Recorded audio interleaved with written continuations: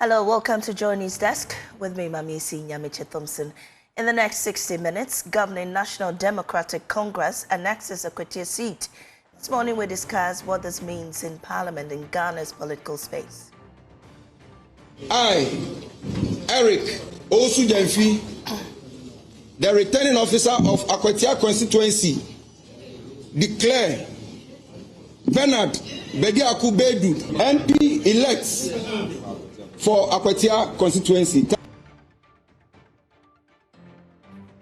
Also coming up, academic questions government's fight against illegal mining argues that policy choices have not matched the urgency of the crisis. The wonderful speeches from government, from president and all of that, but the action on the ground is lacking. And also this morning, Rwanda's President Paul Kagame asks Africans to stop migrating in search of greener pastures. First of all, there will always be problems in any country, and there are more problems probably in our continent. Details of these coming up, plus business updates on our desk. We'll be right back.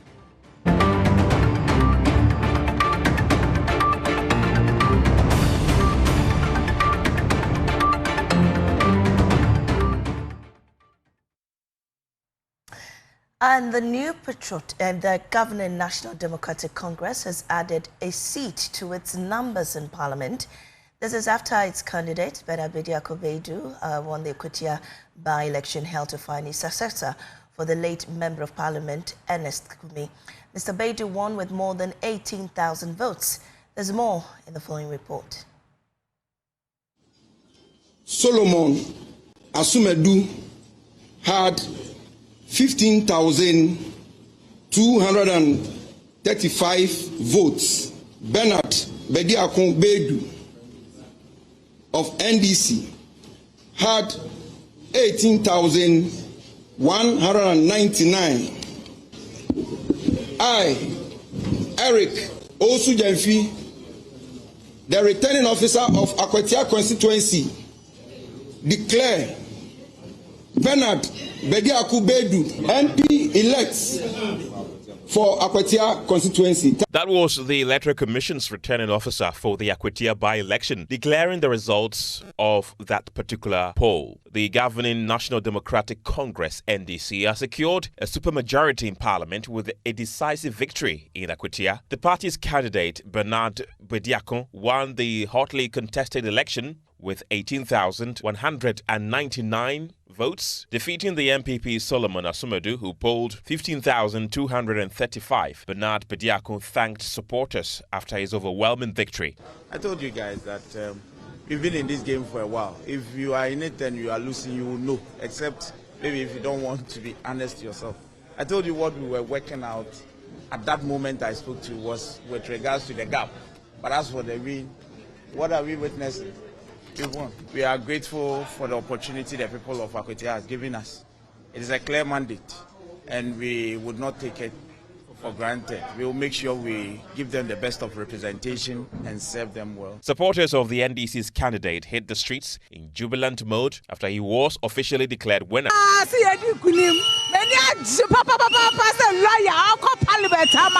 Now, lawyer,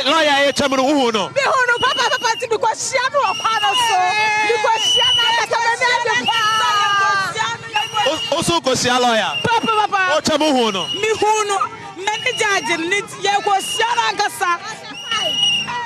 About to Equafampa, the manager Bebre, say I didn't kunim. Now, Brady Akan, boy, I didn't. Deputy Director of Elections and IT of the NDC, Tanko Rashid Computer, had this to say after the win. We told you that we are going to get 54%, more than that. That was projected. The projection was 53, but we finally got 54 plus. And you can look at the difference. As projected, there's no difference between our own coalition and that of the EC coalition. The same, it came to the same, no difference. That tells you that we are on top of issues, and you saw what happened. We have worked for it. We have a credible candidate, and we have good message, and the people bought our message. And then so we were not surprised. People thought we were just binding figures around, but the figures actually shows that we worked according to the figures that was given. The exercise was relatively peaceful, with pockets of misunderstandings recorded at some polling stations. The Ghana Police Service deployed more than 5,000 personnel to man the elections in Akwatia. The defeat leaves the MPP with 87 MPs as opposed to the NDC's 184.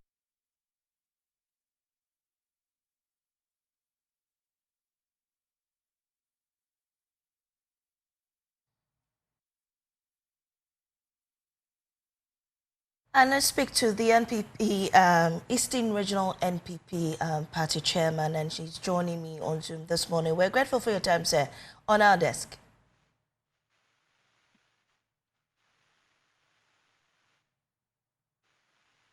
Well, we're still trying to establish his contact with us, but this morning we analyze what this will mean for both sides in Parliament. We'll also take a look at the numbers and what that means for the political space. Do we have the NPP Eastern Regional Chairman on the line?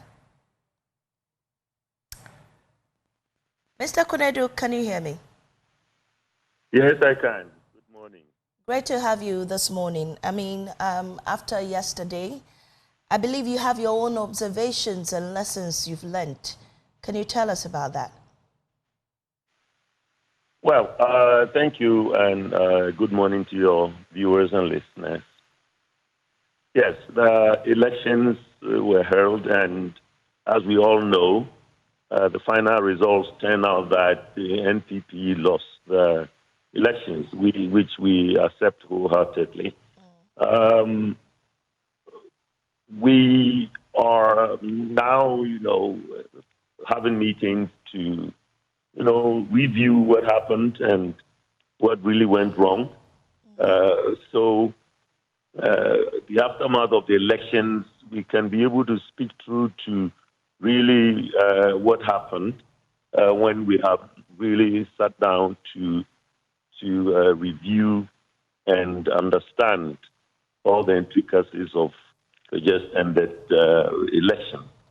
But from the look of things, we saw wanton display of money and giving of money by the NDC, which colored every aspect of the voting day.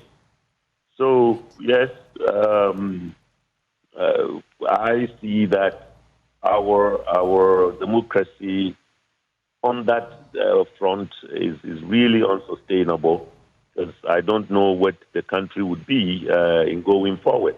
But this is for us, all the political parties and everybody, to really sit down and look at it in going forward. I know the party is still, deliberating on what may have caused your defeat and other things you need to tweak here and there. But from your own observation, what do you think may have, contributed to this? Well, I think that the inducement of voters contributed a great deal to our defeat. In such rural communities, if you go to give somebody 500 cedis, it changes a whole lot for them. And in that case, you suffer defeat, even though the person knows that they were supposed to have voted for the NPP, but you will realize that they will change their mind. Well, others are also pushing this idea of the NDC candidate really pushing for development and change, something they believe your candidate really didn't do. You don't think that also contributed to the defeat? Well, it could be part of it. It could be part of it. But you see, government in power can only talk about development. We in the NPP, we are not in government. And we saw, even on D-Day, on the day of elections, graders and machines were on the roads in our strongest hold. So you can understand that their strategy to promise them development, some people will understand. But I also think that this inducement also caused a lot of change in the architecture of the voters' mind. Okay, so some analysts have described Akwatia seat as a true swing seat. Do you still have hope for 2028? You think you can win the seat come 2028? I think we will come back stronger. Our party is undergoing a serious restructuring processes after our defeat in 2024. And by 2028, we will come back stronger with a united party in Akwatia as well. And I sincerely believe that we will come back stronger and win the Akwatia seat. I disagree that Akwatia has truly become a swing seat. I disagree because if you look at the history behind it, NPP has won it more times than the NDC has done.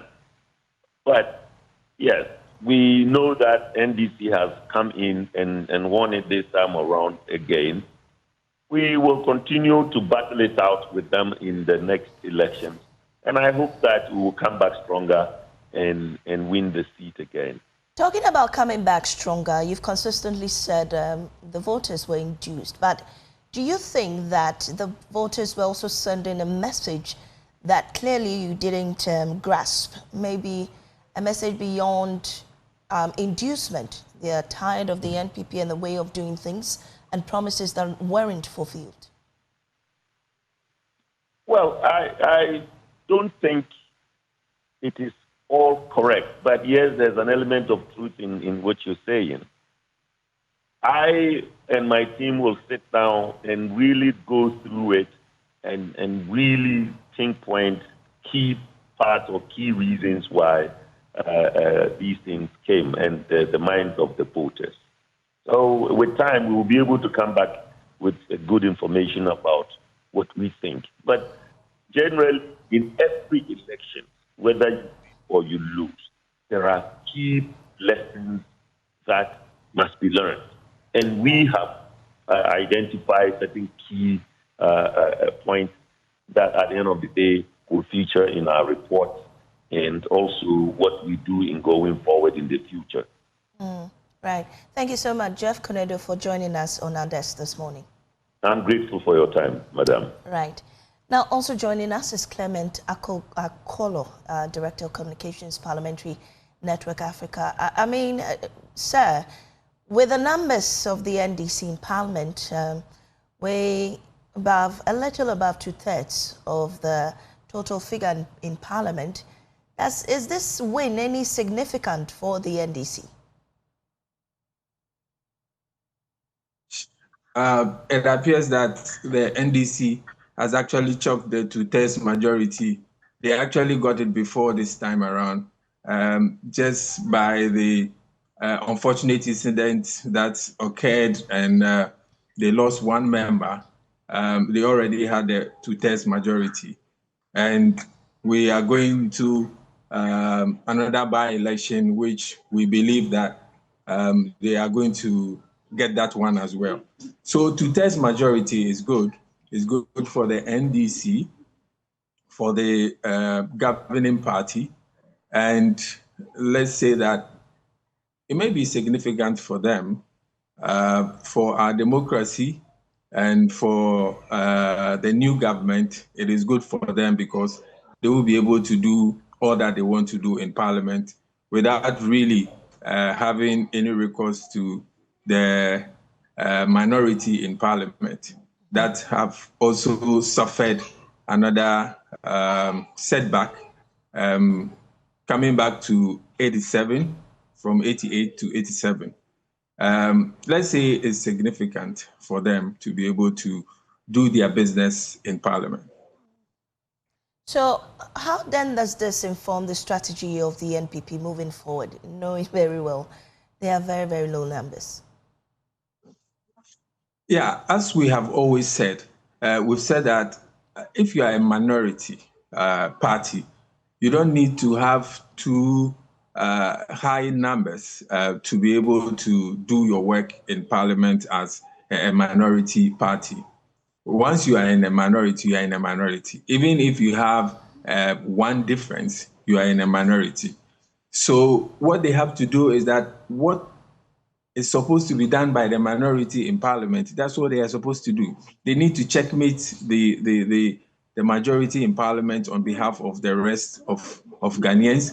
They need to be able to build the proper alliances to be able to do the proper oversight that we expect of them.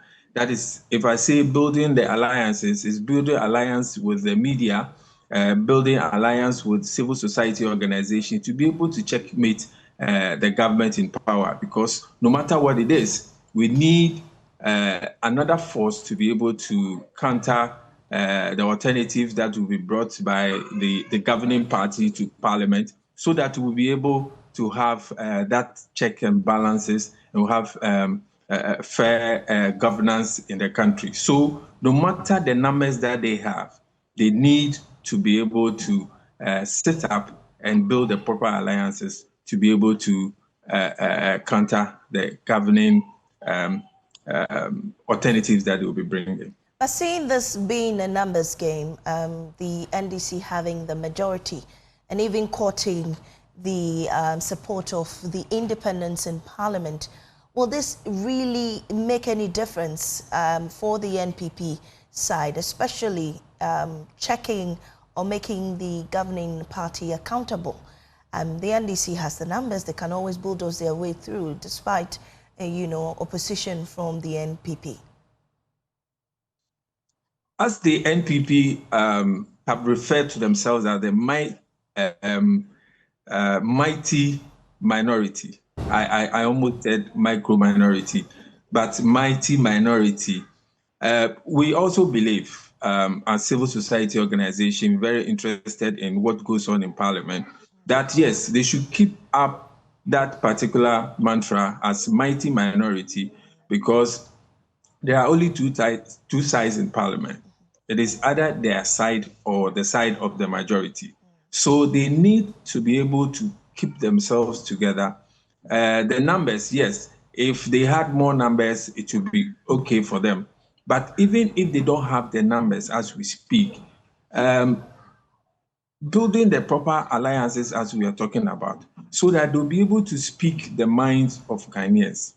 Because as it is now, if we leave it the way it is, it means that the NDC majority is going to have, the whole field to play to themselves. And if the minority doesn't have a proper strategy going in, it means that a lot of the things that we need to have as a country, or the kind of chemistry that is supposed to exist in Parliament so that we will have our policies right, we may be missing them. And it's very, very important that the minority put themselves together with their leadership, that is the Afenyo-Markin-led minority, put themselves together properly, forget about some of the distractions that they are having, to be able to put themselves together properly, to stand in as a strong minority on behalf of the country, so that our democracy can move forward. I believe that even the majority themselves know that they need somebody, or they need this kind of cohesion among the minority to be able to push them to do better for the country. So we believe that whether the numbers are huge or not, the minority must team up with the media.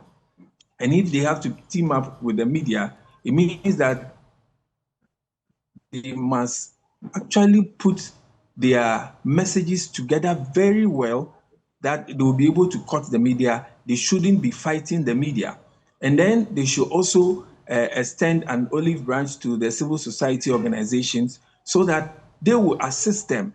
Because once they win these people by their size, and they are able to win the general public by their size as well, then we'll be able to have a very strong minority that will be able to stand up to the majority in parliament. Because when you look at the general country, I mean, the population in the country is bigger than the population in parliament.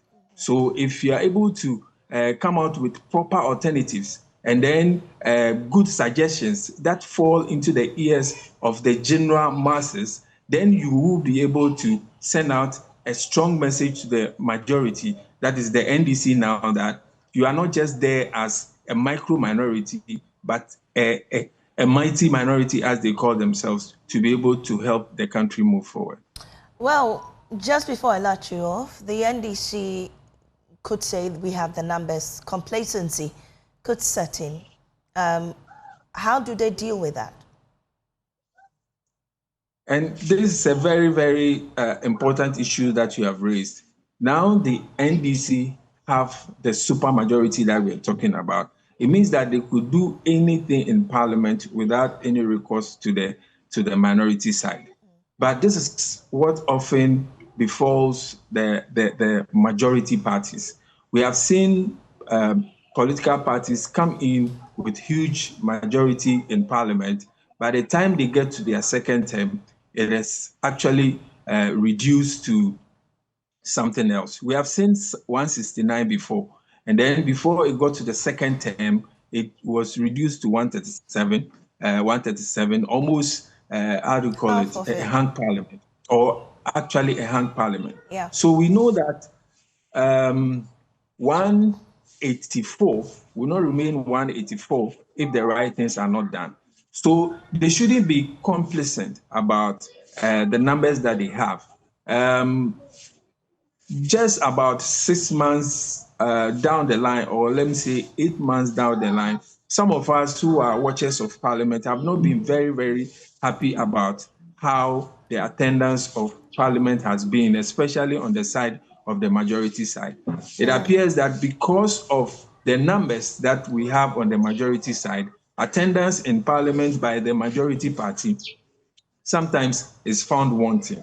And we have seen the minority actually calling and making the point and actually pointing out to Ghanaians that look at the people that you have given this supermajority to. They are not attending to parliament and they are not doing the work. So the supermajority that you give to them is not living up to expectation.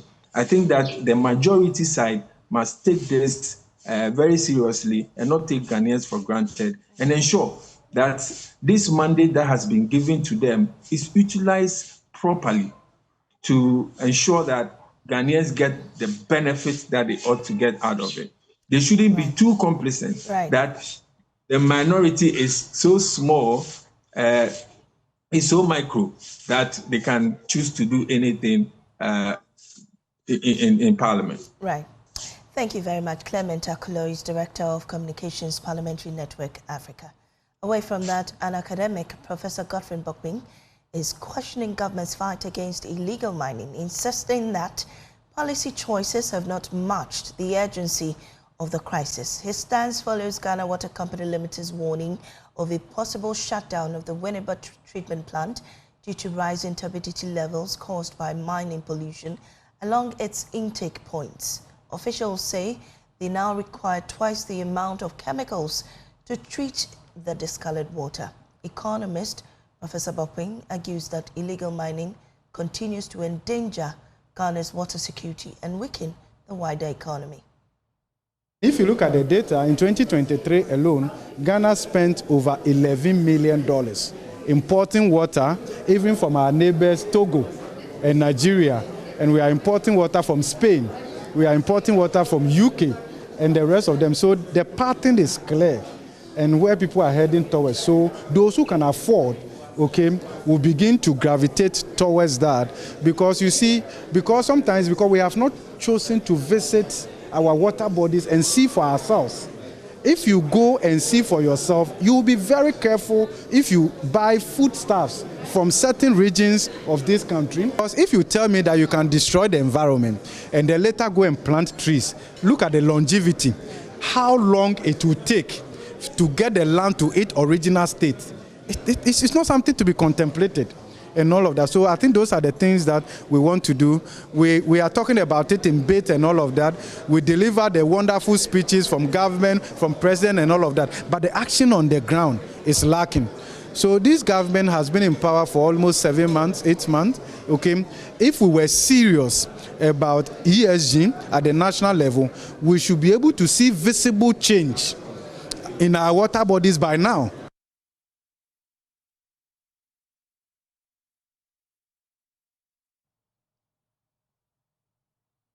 Let's get a response from Pakwesi Shandov, his media relations officer at the Lands Ministry. Pakwesi, welcome to our desk. Where are we in the fight against illegal mining? Well, so Marisi, good morning. I've listened to the comments by Professor Bokpin, and I think it's important to put on record that over the last 8-9 months, prior to now, we had some 9 forest reserves that had become no-go areas simply because they had been taken over by armed illegal miners. As we speak now, all 9 of them have been repossessed. And so for him or anybody to indicate that the fight over the last 9 months has not reflected seriousness, I think is a bit unfair. Now, to talk substantively about the discolored water, I know. I mean, all of us can agree that as of now, every Ghanaian will be looking for immediate results. But the truth of the matter is that a devastation that had deepened over the last 8 years cannot, with the greatest of respect, suddenly become better. I mean, within the period of 8 months. And so, in as much as, yes, we are working as seriously around the clock to stem the tide, I think we should also be fair and balanced in our expectations. When you look at the discolored water, for example, scientifically, it would not be possible. There is no way it would be possible for it to return to its pristine nature in a matter of just 9 or 8 months. And so if anybody is concerned about the work that has been done so far, I think the question that must rather be asked is that what are the measures and the policies that are being put in place to restore the water to its natural outlook, its breathtaking, fresh, natural outlook. But to expect the color to change over an 8-month period following a devastation that has been deepened over an 8-year period, I think proportionately it's unfair, and we think that should be put on record. But government is working. The ministry has a raft of measures that continuously are being deployed. Of course, we have the Blue Water Guards that are working in collaboration with the National Anti-Illegal Mining Operations Secretariat to get the illegal miners out of our waters. Gradually, we are chalking significant progresses, and as we proceed, we are sure that we'll be able to completely deal decisively with the elephants in the room.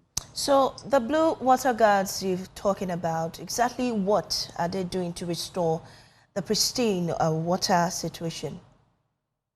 Well, so the Blue Water Guards, primarily they function as an intelligence and information providing outfit in the sense that they do not necessarily engage in the combative measures. Yes, on a couple of occasions, we've seen them effect some levels of arrest, but what they do is to basically provide the needed ground intelligence to the NIMOS troop at the respective endemic areas. Then NIMOS begins to act on it. And indeed, they have been recording a lot of successes. I'm sure even by close of day, we would provide an update on some of the recent inroads so far, because as of just yesterday and over the weekend, they had effected some arrests, disabled some funds, and driven some illegal miners out of the waters. So they are working, and their results would, manifestly be visible for everybody as we progress. Well, what I am interested in, and I'm sure you're also interested in, is clean water that we consume in our homes. And clearly, the Western region is suffering at the extent of the damage caused by illegal mining. What I want to know, really, is that has something been done to restore the water to its natural state? Exactly what is it, if something has started, and what is the anticipated time to get it back to crystal clear, blue or white? So first of all, it would be very difficult at this particular point to begin to assign timelines to when the waters will return to their natural states, because if you examine the depth of the devastation, clearly you realize that you have a big problem on your hand. But there is a whole policy mechanism that is being rolled out, which involves the dechemicalization of the water, and a series of, other processes. I think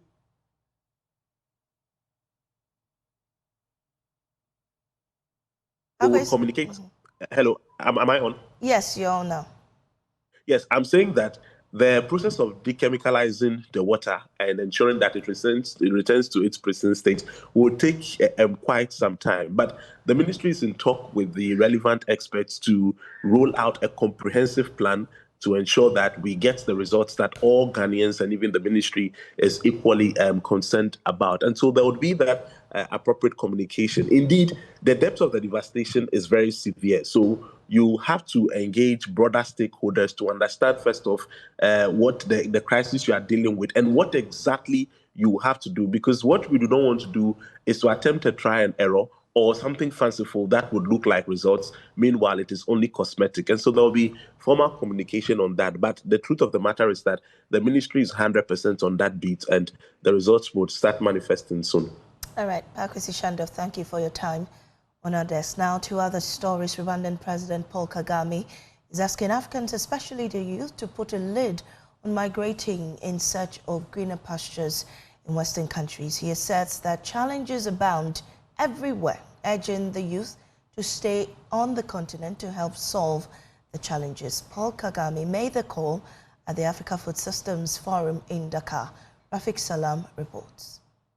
Over 5,000 participants drawn from all continents are attending the Africa Food Systems Forum in the capital of Senegal, Dakar.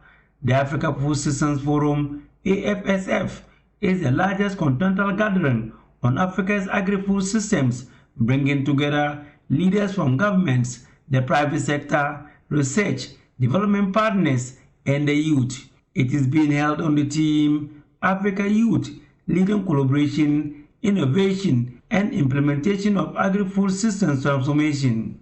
Speaking at the opening session of the forum, President of Senegal, Bassirou Diomaye Faye, opined that Africa is at a decisive turning point that requires it to place youth at the heart of its development policies, underscoring the relevance of the theme of the forum. He averred that to make Africa youth the driving force of agricultural development, it must ensure education and training meet the needs of modern, intensive, and sustainable agriculture. President Bassirou called for shattering of the old myths that agriculture is a survival sector reserved for adults with no prospects. President of Rwanda, Paul Kagame, on his part, called for a halt in the mass exodus of Africans from the continent to other continents in the world. He posited that challenges abound everywhere. It is only when they stay in the continent they will be able to solve the challenges of the continent. I see young people, whenever there are problems in the country, they want to run away and go abroad. They go to Europe, they go to Canada, America, wherever. And I used to say, first of all, there will always be problems in any country, and there are more problems probably in our continent than others. But I used to tell them, instead of running away and going abroad and leaving your country, let's work together and find a way to resolve our problems, because there are problems everywhere. But at the same time, I used to tell them, I said, in fact, I can predict that in a short time, there will be, where you are going, they will be chasing you back to where you came from. That's about nearly 15 years ago. Now, I think I have been vindicated. President of the Alliance for a Green Revolution in Africa, AGRA, Alice Rubezo, noted that the solution to deliver the Africa Food Systems Promise lays in the Kampala Declaration, which is the continent's comprehensive agricultural development program. In CADA, we have committed to increase agri-food output by 45%, to reduce post-harvest losses, to triple Africa trade, to mobilize 100 billion in public and private investments, to reinforce our GDP at least 15% into the sector, to achieve zero hunger, to reduce stunting and wasting, to empower women and youth, and to improve our coordination. So our call to action today, for me, to all of you stakeholders, governments, private sector, researchers and farmers, is for us to unite behind the Kampala Declaration, behind the Comprehensive Africa Agriculture Development Plan. I'm calling on us to translate commitments into action, to domesticate the Kampala Declaration by making sure we put it in national strategies, we translate that continental ambition into national implementation. The opening ceremony of the Africa Food Systems Forum 2025 just ended, and one key message here is that it is a summit not to showcase the challenges of Africa, but also to show its potential, harnessing it, and also involving its youth with technology innovation for the betterment of the lives of the people in the continent. Reporting for Joy News, Rafik Salam, Dakar, Senegal. Government plans to absorb all applicants for the National Apprenticeship Program next year, and that's according to CEO of the National Youth Authority, Osman Ayariga. He reassured those who weren't selected in the current batch that they will be included in the recruitment phase. Martina Bugri reports. Out of the 35,000 youths in the northern region who applied for the program, nearly 4,000 applicants were picked in the pilot phase. The apprentices are to be trained in various skills such as hairdressing, dressmaking, masonry, amongst others. Speaking at the event, the CEO of the National Youth Authority, Mr. Osman Ayarga, assured the apprentices that they will receive their equipment before the training begins. I can assure you, based on the assurance given to me by His Excellency John Dramani Mahama, that next year, by this time, you will be learning your trade, or you may even be done with your trade and also be a master yourself. Now to our apprentices and master craftspersons. In the coming days, to our master craftspersons, we will be signing contracts with you, binding you to train the apprentices to the end of their various or respective programs. You will be paid to train the apprentices. And in the coming days also to our apprentices, your tools for which you will use to work, i.e. your sewing machines, your hair dryers, your combs, your knitting machines, your industrial machines, your makeup tools will all be provided through the various assemblies and through the NY offices, so you can start learning in earnest. Deputy Minister for Education, Dr. Clement Apak, emphasized that the program is crucial to the government's commitment to providing Ghanaian youth with both academic knowledge and employable skills. The National Apprenticeship Program is a cornerstone of our government's broader education reforms, designed to bridge the gap between the traditional education and the practical skills demanded by our economy. It is a critical pillar in our commitment to achieving a dual qualification system where every Ghanaian youth is employed with both academic knowledge and tangible employable skills. This initiative directly addresses unemployment. The apprentice pledged to live up to expectations. Their statement was read by Aisha Mandeya. For many of us, access to training has been difficult because of high cost and limited opportunities. Today, we count ourselves blessed to be part of this program. We do not take it for granted.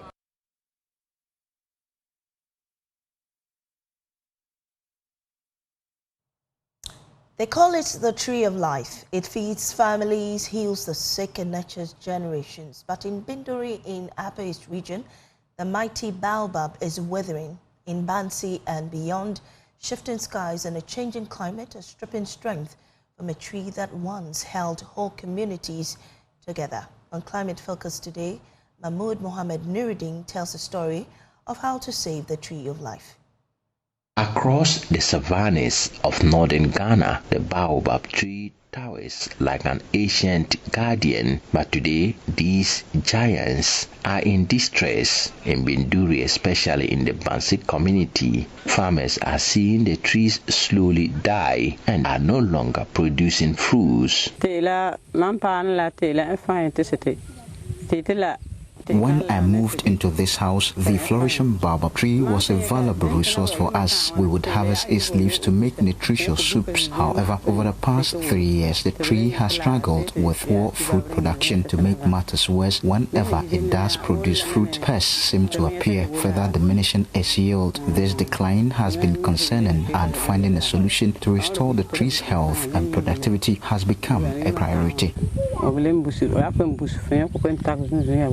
Baobab leaves are an important part of meals in northern Ghana. The fruit is full of vitamin C, but now some baobab trees have stopped growing leaves. Yeah, so economically, we will harvest the fruit and sell. People buy the fruit and prepare local drinks. Some too use it as because it's because of the sour nature of it. Some people use it to prepare teas. Others also use it to mix with flour to prepare porridge. So people used to buy, we harvest the fruit and they'll buy it. And also the leaves. The leaves also is nutritious. And so people buy it and prepare soup. So we used to sell at least, if it is up to that time, we'll get money out of it. We'll make money. We used to make money out of it. And it was a huge tree. So it could have the fruit more than 500. And so if you harvest, in fact, you make money. Experts say there are many reasons. The weather keeps changing and windstorms happen without warning. Trees that lived for hundreds of years are now falling because they can't fight these problems. Some farmers are asking for help. They want research and protection for one of Africa's most important natural resources. Unless urgent action is taken to steady, restore and protect, the tree of life may become a tree of the past. A report by Mohamed Nuruddin. Climate Focus is brought to you by Joy News in partnership with Youth Bridge Foundation, Bridging Gaps for Positive Youth Development, and the Climate Development Knowledge Network. This is Joy News Desk. We'll be right back with business.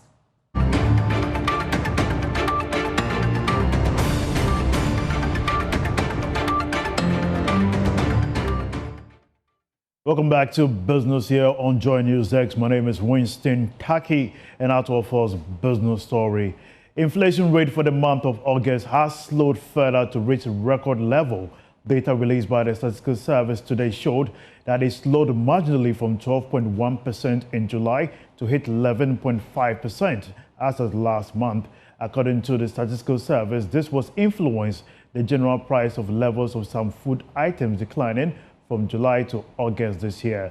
The 11.5% decline in the month of August 2025 is the lowest that the country has recorded since October 2021. Now, away from that, the country has made significant progress in putting in place laws to check money laundering and terrorist financing. That's according to the 2024 National Risk Assessment Report that assesses Ghana's performance in those areas. Here's more. The report also revealed that the country has taken some bold steps to also prosecute persons that were found to be engaging in those practices. Also, in the area of terrorist financing, the country rate was low due to the fact that there are no terrorist groups identified to be operating in Ghana. Additionally, government has also put in place robust measures to safeguard their jurisdiction from being used to raise, move or store funds for terrorism purposes. Despite this progress, the report emphasized the need for enhanced coordination between government agencies to address what it describes as emerging risk. However, the report was worried about the lack of regulation in the real estate sector, as well as timely access to reliable beneficial ownership of assets, which exposes the country to some of these threats. On the other hand, fraud, tax offences and drug trafficking have been identified as the major offences confronting the country. In another development, the Director General of the International Institute for Tropical Agriculture, Dr. Simon Ihio, says Africa must make bold investment in agriculture and forge global partnership to achieve food sovereignty. He described the continent's annual $50 billion food import bill as unacceptable, stressing that science and innovation hold the key to reversing food insecurity. Rafiq Salam has more in this report. Ahead of the Africa Food System Summit 2025, whose opening ceremony is slated for today, various activities that comprise of full works and seminars have been held to give more insight to participants about the summit. One of them took place at the thematic hall, where there was a panel discussion on the impact of research held under the auspices of the Consortium Group on International Agricultural Research, CGIAR.